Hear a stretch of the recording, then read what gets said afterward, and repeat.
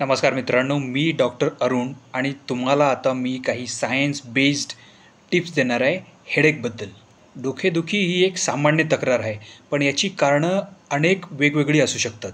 ताणतणावामुळे, मायग्रेनमुळे किंवा सायनसमुळे आणि इतरही कारणं.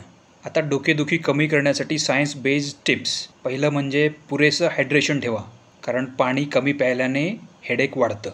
दुसरं म्हणजे पुरेशी झोप आवश्यक आहे. अपुरी झोप हे डोकेदुखीचं मोठं कारण आहे. तिसरं म्हणजे जास्त स्क्रीन टाईम टाळा.